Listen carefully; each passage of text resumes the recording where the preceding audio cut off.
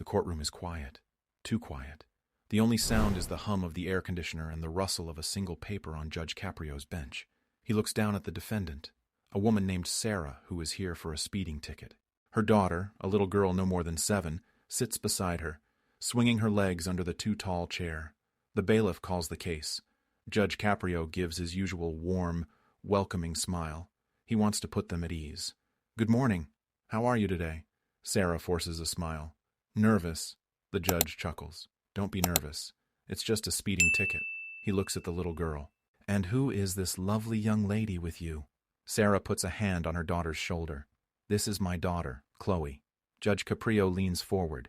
His voice is grandfather kind. "Well, hello, Chloe. It's nice to have you here." He turns his attention back to the mother. "The officer says you were going 52 in a 25-mile-an-hour school zone. That is very fast. Do you have anything to say?" Sarah begins to explain. She was late for work. She didn't see the sign. It won't happen again. It is the same story he has heard 1,000 times. He listens patiently, but then he notices Chloe. The little girl is shaking her head. A firm, deliberate no. The judge pauses. He tilts his head. "Chloe, do you have something you'd like to say?" Chloe looks at her mother. She looks at the judge. Her voice is small but clear as a bell in the silent room. "She's guilty." A ripple of laughter goes through the courtroom. Sarah's face flushes a deep red. She laughs, a nervous, sharp sound. She pulls her daughter closer. "Chloe, hush!" Judge Caprio is amused. He smiles. "Well, thank you for your honesty, Chloe, but let's let your mother speak, okay?" He continues. He asks Sarah if she understands the danger of speeding in a school zone. Sarah nods, apologizing profusely. She promises to be more careful. And then, Chloe speaks again, louder this time. "But you are guilty, Mommy." The laughter in the room grows louder. Sarah's smile is now a tight, pained line. She whispers harshly into her daughter's ear. The judge tries to maintain order. He is about to render a decision, a reduced fine, a warning. He believes the mother has been sufficiently embarrassed. But Chloe is not finished. She points a tiny finger at her mother. She looks straight at Judge Caprio, her eyes wide with earnest truth. She does it all the time. She's guilty. Not once. Not twice. 3 times. The third confession silences the room. The humor of the moment evaporates. The child's unwavering insistence hangs in the air. This is no longer a joke. This is a testimony. Judge Caprio's smile fades. He leans back in his chair. He looks from the utterly mortified mother to the utterly truthful child. The dynamic has shifted. The simple speeding ticket is now something else entirely. He sees the panic in the mother's eyes. He sees the pure, unvarnished honesty in the daughter's. He steeples his fingers. The weight of his robe feels heavier. He must make a decision. But which truth does he rule on? The legal truth of a speeding violation? Or the moral truth a 7-year-old has just laid bare in his courtroom? The tension is thick. You could cut it with a knife. Sarah will not look at her daughter. Her body is turned away, a wall of silent fury. Chloe just stares at the floor, finally understanding she has done a very bad thing. Judge Caprio lets the silence stretch. He is no longer the friendly grandfather. He is the judge. His voice is low and measured, devoid of its earlier warmth. "Ma'am," he says to Sarah, "your daughter has said guilty 3 times.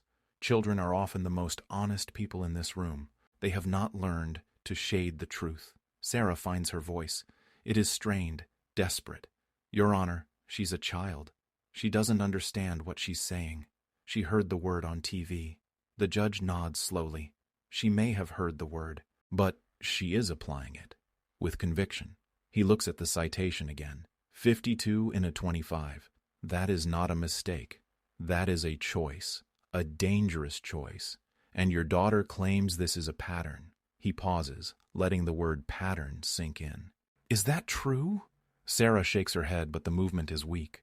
Her eyes are darting around, looking for an escape that does not exist. No, Your Honor. It was 1 time. From the corner of her eye, she glances at Chloe.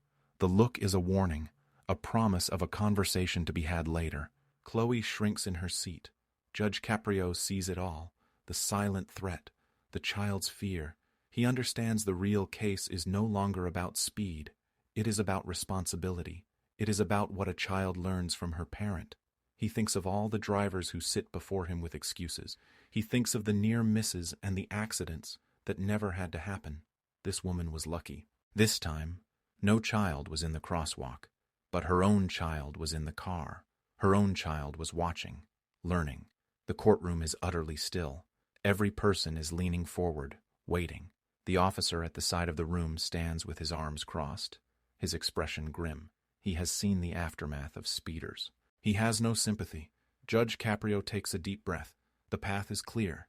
The law is the law, but the context has been irrevocably altered by a 7-year-old's truth. He cannot ignore it. To do so would be to disrespect the very concept of justice he is sworn to uphold.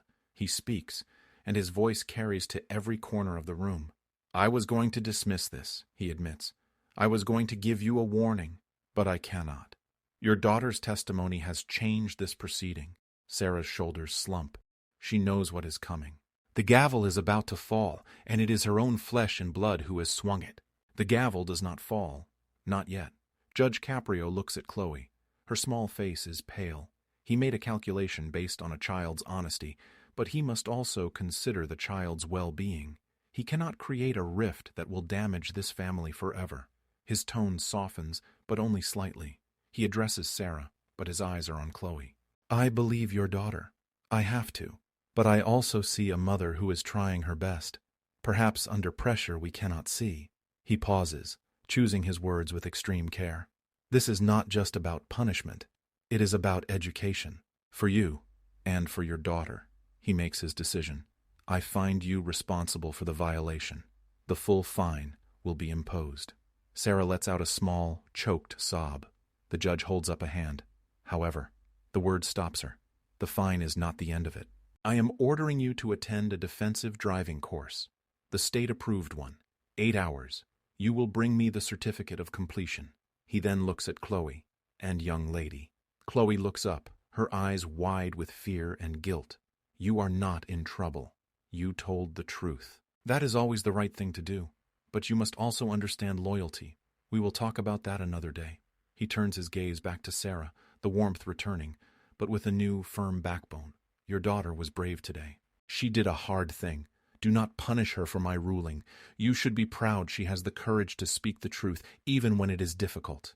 That is a lesson worth more than any fine. The tension breaks. The resolution is not perfectly happy, but it is just. It is fair. Sarah nods, tears now streaming down her face freely. They are not just tears of defeat, but of understanding. She looks at Chloe, and this time she pulls her into a real hug, not a restraining grip. The mistake was made. The truth was told. The consequence was delivered with mercy and a purpose. The bailiff calls the next case. As Sarah and Chloe walk out, the mother holds her daughter's hand tightly. The lesson was learned by everyone in the room, especially the man in the black robe. He leans back, takes a sip of water, and prepares for the next case. He feels he handled it correctly. He believes justice was served. But the next case will test that confidence in a way he never expected. It will show him that even a seasoned judge can be dangerously, humblingly wrong. The next defendant is a man named Leo. He is in his 60s, dressed in worn but clean work clothes. His charge is driving with an expired registration. Judge Caprio, still mentally in the previous case, is efficient. The officer states the facts. The registration is 6 months out of date. The judge asks Leo for his explanation. Leo speaks softly, his voice rough. I know, Your Honor. I'm sorry. I fixed it. I just got it done last week. He holds up a new registration document. Things have been tight. My wife, she's sick. The medical bills. It just slipped by me. Judge Caprio hears this every day. He is sympathetic, but he is also thinking of the previous mother, of the dangerous speed, of the hidden pattern. He sees a man with an excuse. He does not see the whole picture. His tone is not unkind, but it is dismissive. Sir, financial hardship is understandable, but the law requires your vehicle to be registered. It is a public safety matter. I cannot just ignore a 6-month lapse. Leo nods, his shoulders slumping. I understand. The judge continues. I see you've taken care of it now. That's good. But there is still a penalty for the period it was expired. I'm going to impose the standard fine. He says it quickly, ready to move on. He brings the gavel down. It is a simple, open and shut case in his mind. Leo accepts the paper from the bailiff. He doesn't argue. He just looks tired, defeated. As he turns to leave, he looks back at the judge. It is not an angry look. It is a look of profound sadness. And in that moment, something clicks for Judge Caprio. He sees it. The man's hands are calloused. His posture speaks of a lifetime of hard labor. His story about his sick wife wasn't a convenient excuse. It was the quiet, shameful truth. The judge looks at the new registration date. It was processed just 2 days ago. The man had prioritized his wife over his paperwork, and the moment he could, he made it right. And the judge had just added another burden to a man already carrying too much. The gavel that had felt so right moments before now feels heavy in his memory. He made a mistake. He misjudged this man. He applied the letter of the law without the spirit of justice. He was so focused on the lesson from the previous case that he failed to see the entirely different lesson in this one. Judge Caprio does not let Leo leave. "Sir," he calls out, his voice echoing in the room. Leo stops, turns around, confusion on his face. The courtroom, which had begun to murmur, falls silent again. The judge stands up. It is a rare gesture. He leans forward, his hands on the bench. "I have made a mistake. The admission is stark, total. There is no hedging. I was wrong. I heard your reason, but I did not truly listen. I just ruled on the violation and not the context. You fixed the problem. You are dealing with far more important things than a registration. My job is to be fair, and I was not fair to you." He looks at the clerk. "We are vacating that fine. The case is dismissed." He looks back at Leo. "Please, keep that money for your wife, for your family, and I wish your wife a speedy recovery." Leo is stunned. He stands there for a moment, unable to speak. Then he simply nods, a world of gratitude in that single gesture. He turns and walks out, his step noticeably lighter. The judge sits down. The room is absolutely quiet. He has just shown them the most powerful lesson of the day. It was not about a child's honesty or a mother's consequence. It was about a judge's humility. He looks into the camera, and by extension, to every person watching. "We all make mistakes," he says, his voice low and filled with conviction. A mother makes a mistake speeding. A man makes a mistake letting his registration lapse. And yes, even a judge can make a mistake in his judgment. The measure of a person is not in never failing. It is in having the courage to admit it, and the integrity to make it right. He picks up the gavel, not to strike it, but to hold it. The law is not a cold, unfeeling thing. It is administered by people, for people, and if we forget the people, we have failed at our job far more than anyone who ever stood before this bench. He places the gavel down. The sound is soft, but final. The lesson is complete. The message is clear. Justice is not about being perfect. It is about being human. And sometimes the most powerful act of justice is to simply admit you were wrong and to have the courage to fix it.